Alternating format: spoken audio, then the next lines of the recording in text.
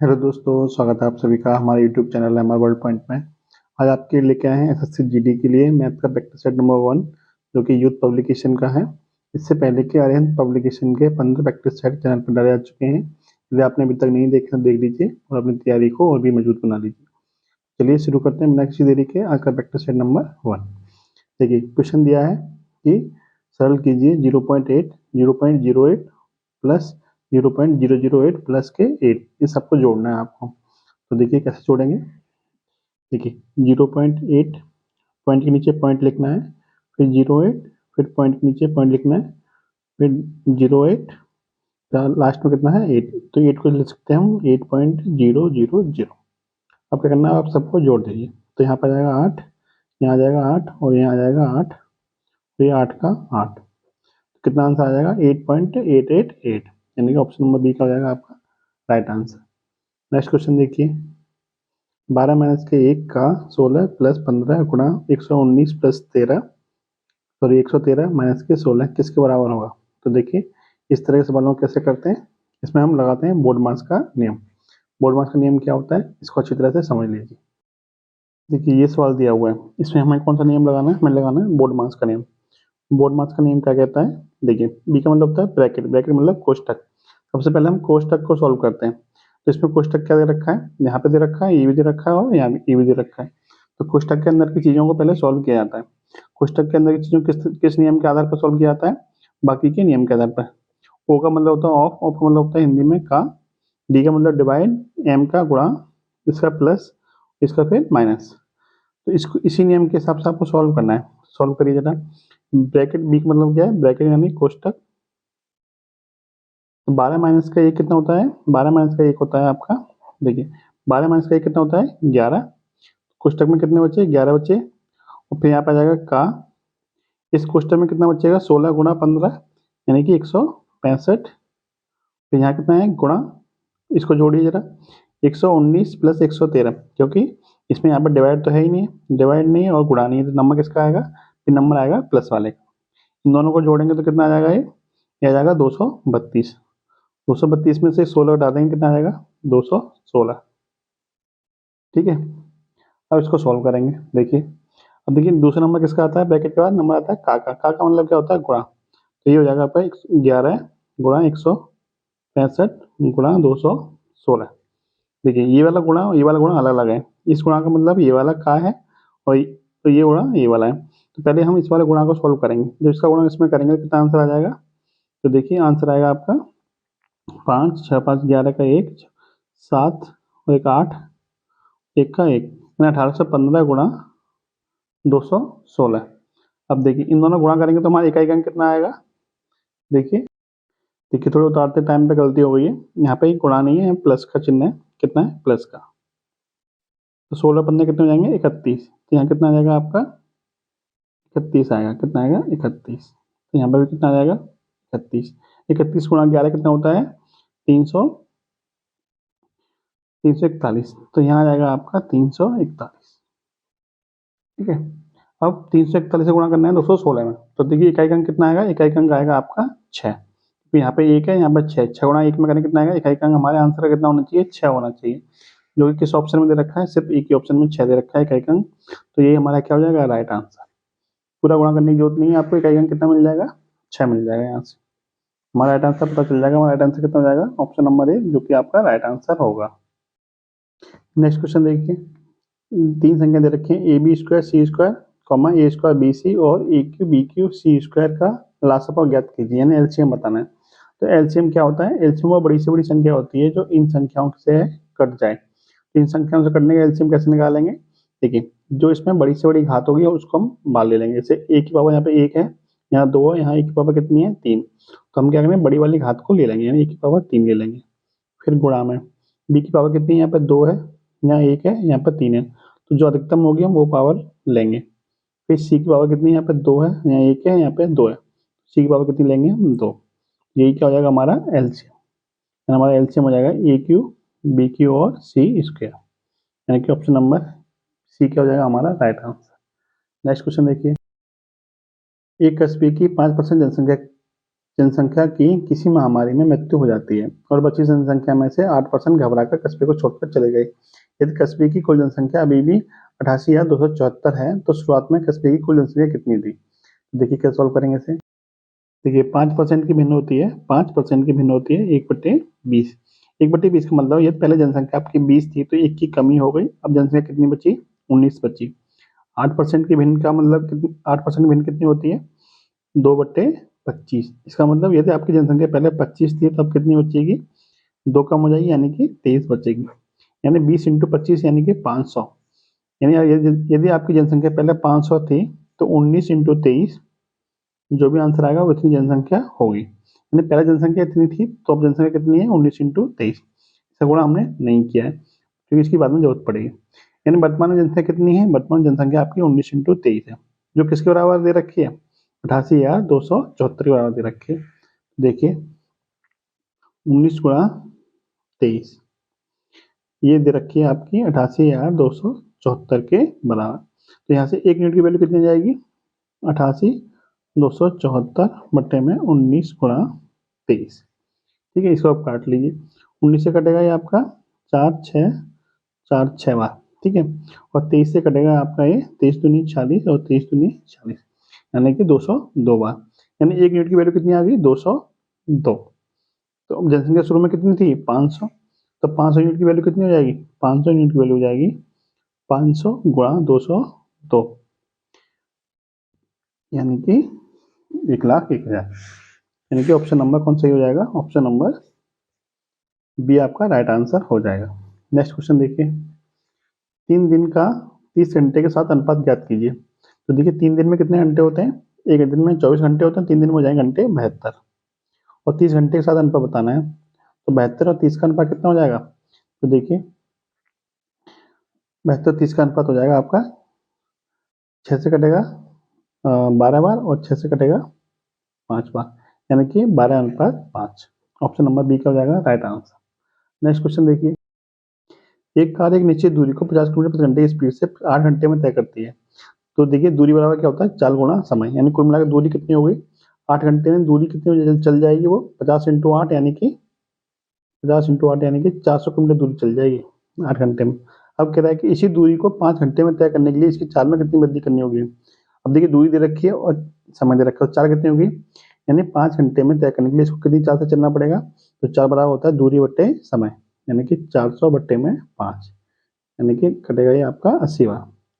यानी उसकी चाल कितनी होनी चाहिए? 80 किलोमीटर प्रति घंटा की स्पीड होनी चाहिए। तो कितनी की वृद्धि होगी? पहले 50 की थी अब 80 की होगी। कितनी की वृद्धि हुई है? 80 - के 50 यानी कि 30 किलोमीटर प्रति घंटा की स्पीड क्या हुई है? वृद्धि हुई है। आपसे वृद्धि पूछी थी कितनी वृद्धि होगी? तो वृद्धि कितनी हो जाएगी? 30 किलोमीटर प्रति घंटा की। नेक्स्ट क्वेश्चन देखिए, एक 150 मीटर लंबी रेलगाड़ी 54 किलोमीटर प्रति घंटे की रफ्तार से चल रही है। रेलगाड़ी द्वारा एक खंभे को पार करने में लगने वाला समय ज्ञात कीजिए।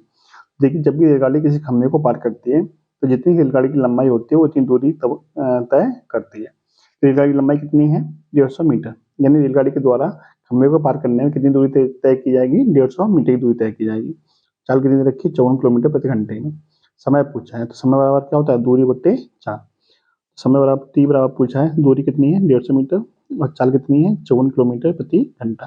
देखिए किलोमीटर प्रति घंटे में, ये किसमें है? मीटर में। समय किसमें पूछा? सेकंड में। तो हम इसको क्या करेंगे? किलोमीटर प्रति घंटे को मीटर पर सेकंड में चेंज कर लेंगे। तो किलोमीटर प्रति घंटे को मीटर पर सेकंड में क्या चेंज करते हैं? तो 5/18 से हम क्या कर देते हैं? गुणा कर देते हैं।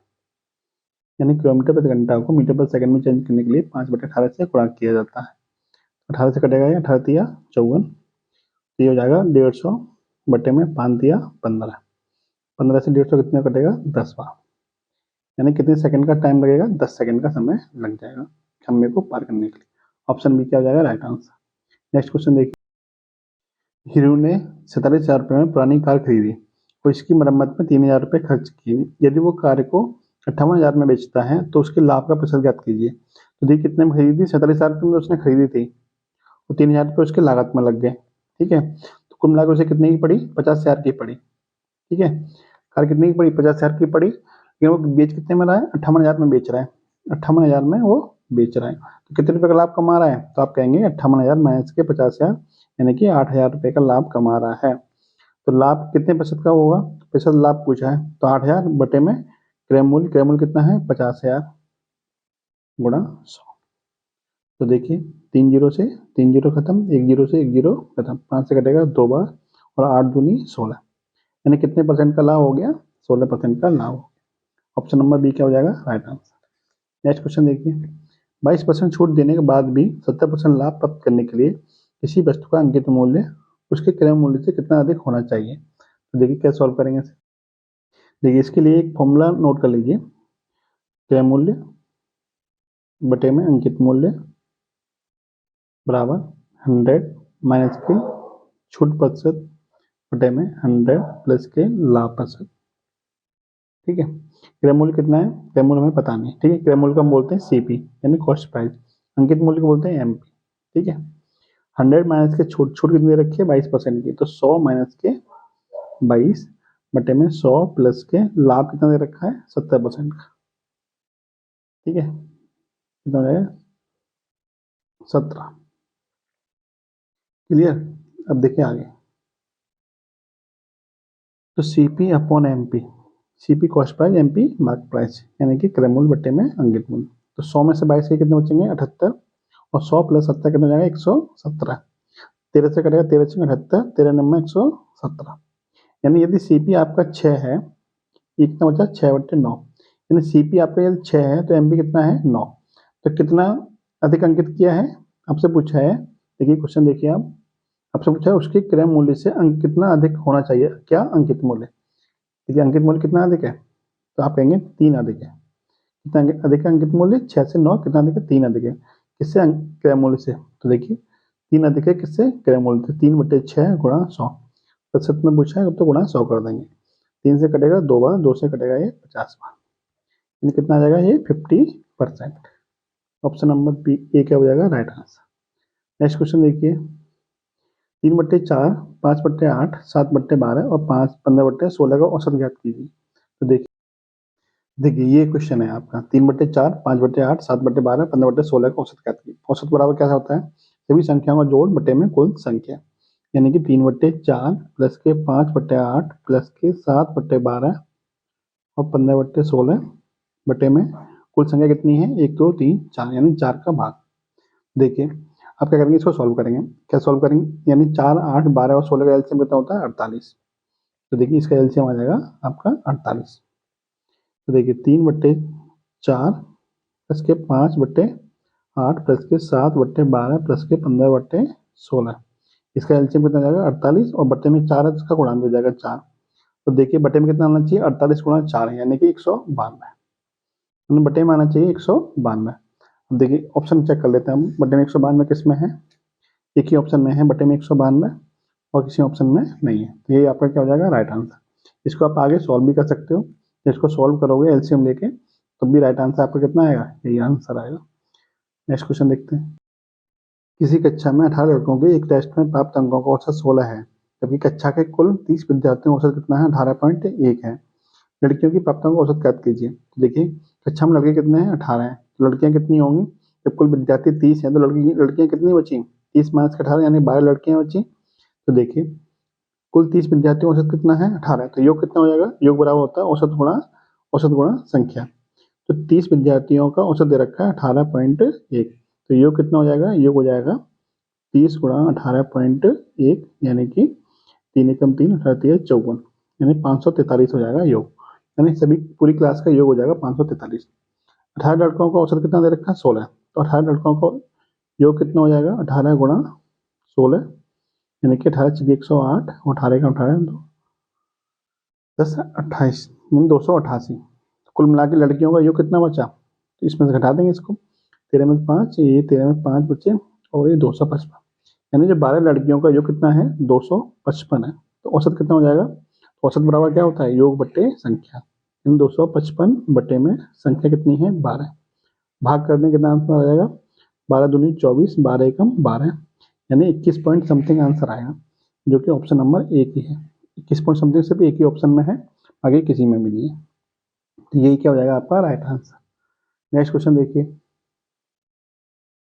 ए एक काम को 10 दिनों में पूरा कर सकता है, बी उसी काम को 20 दिनों में पूरा कर सकता है। यदि वे दोनों 5 दिनों के लिए एक साथ मिलकर काम करते हैं, तो काम का कितना भाग समाप्त होगा? तो देखिए, ए कितने दिन में कर रहा है? 10 दिन में, और बी कितने दिन में कर रहा है? 20 दिन में। तो जो समय दे रखा होता है, हम क्या करते हैं, उसका एलसीएम ले लेते हैं। एलसीएम 10 और 20 का एलसीएम कितना आ जाएगा? 20। हम जो एलसीएम निकल के आता है, हम उसको मान लेते हैं कि कुल जो काम है वो कितना है, इनके एलसीएम के बराबर है, यानी कि 20 है। तो कुल काम कितना है? 20, जिसको एक कितने दिन में करता है? 10 दिन में। तो एक दिन में कितना काम करेगा? 20/10, यानी कि 2 काम करेगा। ये 20 दिन में पूरा काम करता है 20 यूनिट, तो एक दिन में कितना काम करेगा? 1 यूनिट काम करेगा। तो दोनों मिलकर एक दिन में कितना काम कर देंगे? 2 और 1 3 यूनिट काम कर देंगे एक दिन में। तो 5 दिन मिलकर काम करते हैं, तो 5 दिन में कितना कर देंगे? 5 गुणा 3, यानी कि 15 यूनिट काम कर देंगे। लेकिन टोटल काम है कितना? 20 काम है। तो कितना भाग समाप्त हो जाएगा? 15/20। 15/20 का मतलब हो जाएगा 5×15, 5×4=20, यानी 3/4 काम आपका हो जाएगा समाप्त। यानी कि ऑप्शन नंबर कौन सही हो जाएगा? ऑप्शन नंबर ए आपका राइट आंसर हो जाएगा। नेक्स्ट क्वेश्चन देखिए, पी और क्यू एक साथ एक काम को 7 दिनों में कर सकते हैं। पी क्यू से 2 गुना कुशल है। पी अकेले उस काम को कितने दिनों में कर सकता है? देखिए, पी और क्यू दे रखे हैं। पी क्या है? क्यू से 2 गुना कुशल है। यानी क्यू यदि एक काम करता है एक दिन में, तो पी कितना करेगा? 2 काम करेगा। ये क्या है? इनकी क्षमता का अनुपात है। ठीक है, यानी यदि ये एक काम करता है, ये 2 काम करेगा, तो दोनों मिलकर एक दिन में कितना काम करेंगे? 3 काम करेंगे। 2 + 1 3। ठीक है, लेकिन दोनों मिलकर एक काम को कितने दिन में खत्म कर देते हैं? 7 दिन में। तो जब पूरा काम 7 दिन में खत्म हो रहा है और एक दिन में कितना काम कर रहे हैं? 3 काम, तो कुल काम कितना रहा होगा? कुल काम रहा होगा 7 × 3, यानी कि 21 काम रहा होगा। अब 21 काम को कौन करेगा? पी अकेले करेगा। और पी अकेले एक दिन में कितना काम करता है? 2 काम करता है। तो 21 काम करने में कितना समय लग जाएगा? 21/2, यानी कि 10.5 दिन, यानी कि 10.5 दिन। ऑप्शन नंबर सी क्या हो जाएगा आपका राइट आंसर। नेक्स्ट क्वेश्चन देखिए, एक व्यक्ति साधारण ब्याज की दर से 4% प्रति वर्ष की दर से 2 वर्ष के लिए 5,000 रुपये उधार लेता है। वो ऐसे 2 वर्ष के लिए 6.25% की दर से अन्य व्यक्ति को दे देता है। प्रतिवर्ष उसके द्वारा प्राप्त लाभ ज्ञात कीजिए। देखिए, 4% की दर से तो ये ले रहा है और 6.25% की दर से उधार दे दे रहा है। तो इसका मतलब इसको लाभ कितने परसेंट का मिल रहा है? 6.25 - 4, यानी कि 2.25% का लाभ मिल रहा है इसे हर साल। कितने रुपए पर? 5,000 रुपये पर। तो इसका 5,000 का निकाल दीजिए। 5,000 का 2.25%, यानी बटे में 100। ठीक है, इसको सॉल्व कर लीजिए। 2 जीरो से 2 जीरो खत्म। तो देखिए, 50 दूनी 100, और आपका 25 × 5 125, यानी 12.5। तो 100 + 12 कितना जाएगा? यानी 50 का गुणा जब 2.25 में करेंगे कितना जाएगा? 112.50, यानी 50 का गुणा जब 2.25 में करेंगे कितना है? 112.50, यानी ऑप्शन नंबर बी क्या हो जाएगा आपका राइट आंसर। यानी इसको जो लाभ हो रहा है सब किसकी वजह से हो रहा है? जो एक्स्ट्रा जब ब्याज मिल रही है उसकी वजह से हो रहा है। कितनी ब्याज मिल रही है एक्स्ट्रा? 6.25 - के 4, यानी 2.25 की ब्याज मिल रही है एक्स्ट्रा, जिसकी वजह से उसे लाभ होगा। कितने रुपए पे होगा? 5,000 पे। तो 5,000 का हम क्या करेंगे? 2.25% निकाल देंगे। कितना आ जाएगा? 112.50, यानी ऑप्शन नंबर बी क्या हो जाएगा राइट आंसर। नेक्स्ट क्वेश्चन देखिए,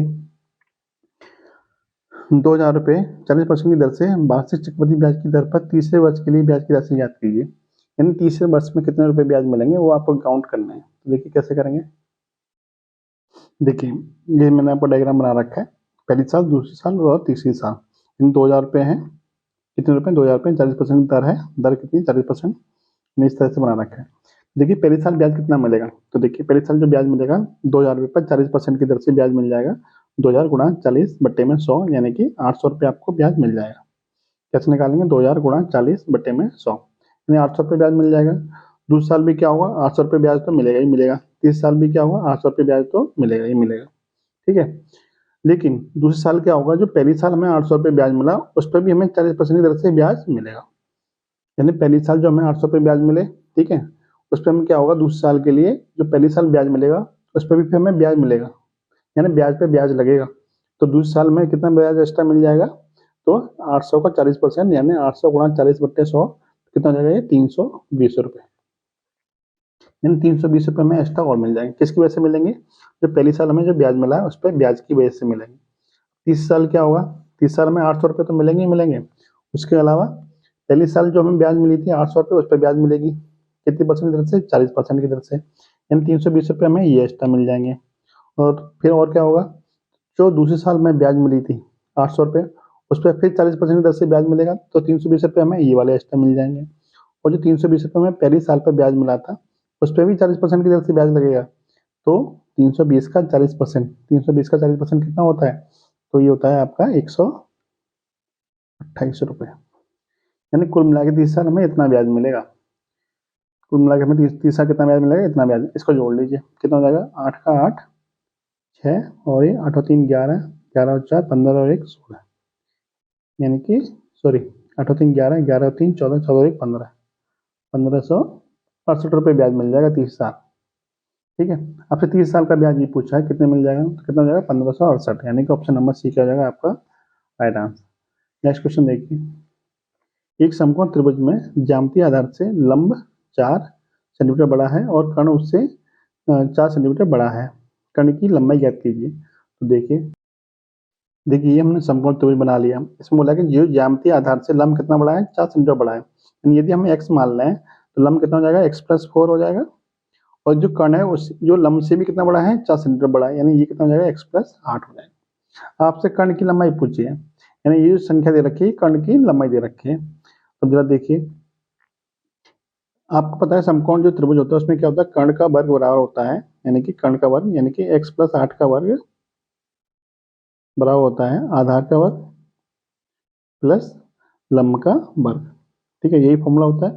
अब इसको सॉल्व कर लेंगे। देखिए इसका वर्ग करेंगे कितना हो जाएगा? x² प्लस के 16x प्लस के 64 बराबर x² प्लस के, इसको खोलेंगे तो कितना हो जाएगा? x² प्लस के 8x प्लस के 16। इसको सॉल्व कर लीजिए, x² से x² खत्म। अब देखिए 8x, देखिए अब 16x इधर जाएगा तो माइनस के 16x हो जाएगा, तो यहाँ पे आ जाएगा x² माइनस के 16x में प्लस के 8x घटाएंगे कितना बचेगा? माइनस के 8x बचेगा, और प्लस के 64 इधर जाएगा तो माइनस के 64 हो जाएगा, और प्लस के 16 घटेगा तो कितना है? माइनस के 48 बराबर कितना जाएगा? 0। अब इसको सॉल्व करेंगे। देखिए x² माइनस के 12x प्लस के 4x माइनस के 48 बराबर 0, तो यहाँ से x कॉमन ले लेंगे, x माइनस के 12 प्लस के 4 कॉमन ले लेंगे, तो x माइनस के 12 बराबर 0। ठीक है, x माइनस के 12 दोनों में से कॉमन आ जाएगा, x प्लस के 4 बराबर 0, तो यहाँ से x बराबर कितना मिल जाएगा? 12। ठीक है, x बराबर आपको कितना मिल जाएगा? 12। x क्या था हमारा? आधार था।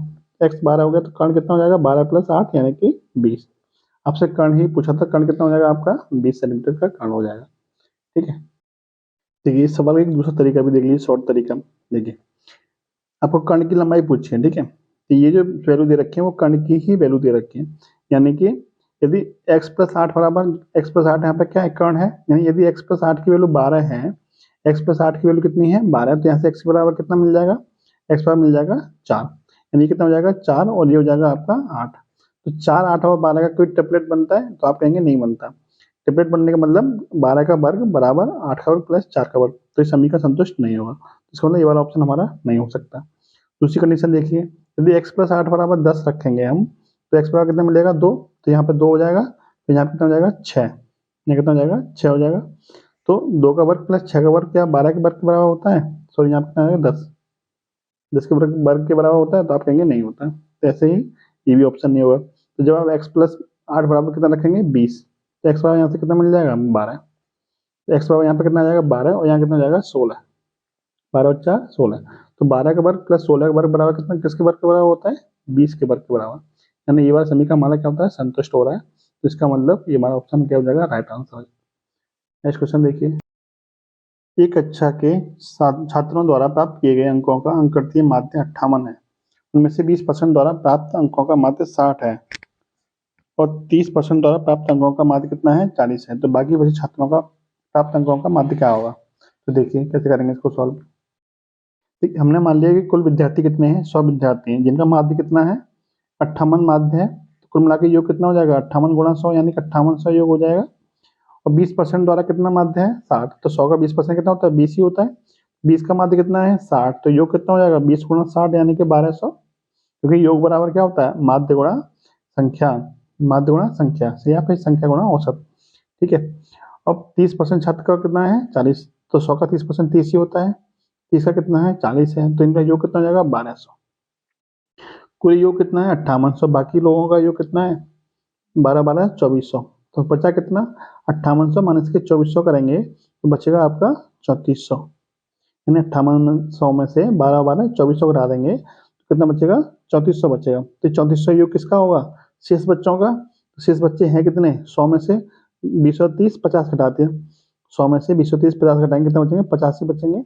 तो 50 बच्चों का योग कितना है 3400 है, तो उनका औसत कितना होगा, औसत बराबर होता है योग बटे संख्या, यानी 3400 बटे में 50। काटपीट करने कितना आएगा आपका 5 से कटेगा 6 बार और 5 बनोटे 40, यानी 68, यानी शेष छात्रों का औसत कितना हो जाएगा 68। ऑप्शन नंबर सी आपका राइट आंसर हो जाएगा। नेक्स्ट देखिए, दिया गया पाई ग्राफ वर्ष 2017 में विभिन्न मोबाइल कंपनियों द्वारा की गई कुल बिक्री को दर्शाता है। सैमसंग 18% है, एप्पल 18% है, हुआवी 11% है, ओप्पो 7%, वीवो 6% और अदर 40% है। ठीक है, अब आपको बताना क्वेश्चन क्या दिया है, क्वेश्चन देख लीजिए आप। यदि वर्ष 2017 में कुल बिक्री 5000 करोड़ थी तो वीवो कंपनी द्वारा की गई बिक्री बताइए करोड़ों में। वीवो कंपनी ने कितने परसेंट बिक्री करी है देखिए, वीवो कंपनी ने कितने परसेंट किए 6% किए, तो हम 6% निकाल देंगे 5000 का, यानी कि 5000 का 6%, तो 5000 का 6% कितना हो जाएगा 5000 गुणा 6/100, यानी कि 5 × 30, यानी कि 300 करोड़। तो आपका राइट आंसर कितना जाएगा, ऑप्शन नंबर है 300 करोड़। नेक्स्ट क्वेश्चन देखिए, सभी 4 शहरों में निरक्षर लोगों का कुल कितना प्रतिशत है। देखिए शहर दे रखे हैं, जनसंख्या दे रखी है, साक्षर निरक्षर दे रखे हैं। देखिए जनसंख्या कितनी है 200, जिसमें साक्षर कितने हैं 150 और निरक्षर कितने हैं 50। दूसरा शहर बी है जिसमें कि साक्षर दे रखे हैं 200, निरक्षर दे रखे हैं 100, तो जनसंख्या कितनी हो जाएगी 100 200 300, यानी कुल जनसंख्या हो जाएगी आपकी 300। ठीक है, अब देखिए आपसे निरक्षर लोगों का परसेंटेज पूछा है, तो देखिए कुल निरक्षर है कितने 100 100 200 50 250 250 और ये 90, यानी कि 340। कुल निरक्षर कितने हैं आपके 340, और कुल जनसंख्या है कितनी, सबको जोड़ लेंगे तो हो जाएगा आपका 200 300 500 500 650 और 770, यानी कुल जनसंख्या हो गई आपकी 770। आपसे पूछा है कि निरक्षर लोगों का परसेंटेज बताइए, तो देखिए 340 बटे में 770 गुणा 100, इसको सॉल्व कर लेंगे। जब इसको सॉल्व करेंगे कितना आ जाएगा ये 44.2%, यानी ऑप्शन नंबर डी क्या हो जाएगा आपका राइट आंसर। नेक्स्ट क्वेश्चन देखिए, देखिए ये आज के प्रैक्टिस सेट का अंतिम क्वेश्चन है। वीडियो आपको कैसी लगी कमेंट बॉक्स में जरूर बताइएगा, अच्छी लगी हो तो वीडियो दोस्तों के साथ में शेयर भी कीजिए। चैनल को अभी तक सब्सक्राइब नहीं किया तो सब्सक्राइब कर लीजिए, जिससे कि आने वाली वीडियो की सूचना आपको मिलती रहे। देखिए अंतिम क्वेश्चन क्या दिया हुआ है, दिया गया ग्राफ एक्स शहर में वर्ष 2017 में 6 महीनों में बाइक पंजीकरण और कुल वाहनों को 1000 में दर्शाता है। अब देखिए नोट करके, चार्ट में पहला स्तंभ बाइक जो भूरा कलर का है को दर्शाता है और दूसरा स्तंभ कुल वाहनों को दर्शाता है। अब दिए गए डेटा के आधार पर मार्च 2017 में बाइक के अतिरिक्त पंजीकृत वाहनों की संख्या क्या थी। अब अपना डेटा देख लीजिए, देखिए डेटा में क्या दे रखा है 2017 का मार्च का डेटा पूछा है। ठीक है, ये जो व्हाइट कलर है ये आपका बाइक को दिखा रहा है और ये आपका कुल वाहनों की संख्या को दिखा रहा है। आपसे 2017 में पूछा है कि 2017 में बाइक के अतिरिक्त पंजीकृत वाहनों की संख्या कितनी थी, यानी बाइक के अलावा कितने वाहन पंजीकृत हुए हैं। देखिए मार्च 2017 में देखिए मार्च में बाइक कितनी है 15 और टोटल वाहन कितने हैं 25, यानी कितने अतिरिक्त बाइक के अतिरिक्त कितने वाहन पंजीकृत हुए, तो आप कैसे निकालेंगे 25 माइनस के 15। देखिए 25 माइनस के 15 कितना हुए 10, यानी 10 वाहन मतलब ये जो संख्या दे रखी है किस में दे रखी है हजारों में दे रखी है, संख्या किस में दे रखी है हजारों में दे रखी है। देखिए ऊपर देखिए यहाँ दे रखा है आपको कुल वाहनों को 1000 में, यानी संख्या जो दे रखी है आपकी वो किस में दे रखी है 1000 में दे रखी है, यानी कुल वाहन कितने हो गए 10,000, जो कि आपका राइट आंसर हो जाएगा ऑप्शन नंबर बी। आपसे यही पूछा था कि बाइक के अतिरिक्त कितने वाहन ऐसे हैं जो पंजीकृत हुए। कुल वाहन आपके 25 हो गए, जिसमें से बाइक कितनी है 15, तो एक्स्ट्रा वाहन कितने हो गए 25 माइनस के 15 यानी कि 10,000। ये था आज का प्रैक्टिस सेट। वीडियो आपको कैसी लगी कमेंट बॉक्स में जरूर बताइएगा। जय हिंद जय भारत।